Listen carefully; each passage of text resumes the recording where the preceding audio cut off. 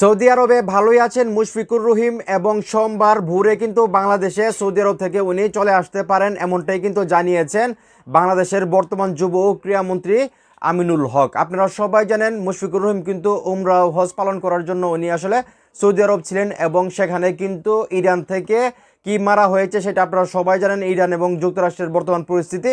তো সেইটা নিয়ে কিন্তু সৌদি আরব থেকে ফ্লাইট বন্ধ করে দেওয়া হয়েছিল এবং বাংলাদেশে যারা মুশফিকুর রহিমের ভক্ত আছে সবাই কিন্তু খুব টেনশন হচ্ছিল যে মুশফিকুর রহিম ভাইয়ের আবার কোন কিছু হয় কিনা, উনি কিভাবে বাংলাদেশে আসবেন। তো আজকে কিন্তু কিছুক্ষণ আগে একটি আর্টিকেল ছাপা হয়েছে যেখানে বাংলাদেশের বর্তমান যুব ক্রীড়ামন্ত্রী আমিনুল হক ভাই কিন্তু সব কিছু ক্লিয়ার করে দিয়েছেন। উনি নাকি আসলে মুশফিকুর রহিমের সঙ্গে কথা বলছেন এবং সোমবার ভোরে নাকি উনি বাংলাদেশে আসবেন। তো উনি কী বলছেন হুবহু আমি আপনাদেরকে পরে শোনাচ্ছি, তার আগে একটা রিকোয়েস্ট, ভিডিওটা একটু শেয়ার করে দেবেন।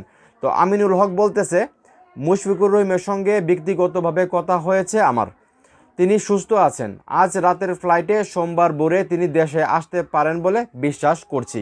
মানে আমিনুল হক বলতেছে মুশফিকুর রহিমের সঙ্গে আমার কথা হয়েছে, উনি সৌদি আরব যেখানে আছে খুব ভালো আছে এবং আজকে রাতেই উনি ফ্লাইট নেবেন এবং সোমবার ভোরে সব কিছু ঠিক থাকলে উনি বাংলাদেশে চলে আসবেন। তো এটা কিন্তু একটা স্বস্তির বিষয়। আমি নিজেও খুব টেনশনে ছিলাম ভাইকে নিয়ে, কারণ আমিও কিন্তু ওনার খুব ভক্ত। আপনারা সবাই জানেন পাঁচ পাণ্ডবকে আমি সবসময় সবার উপরে রাখি।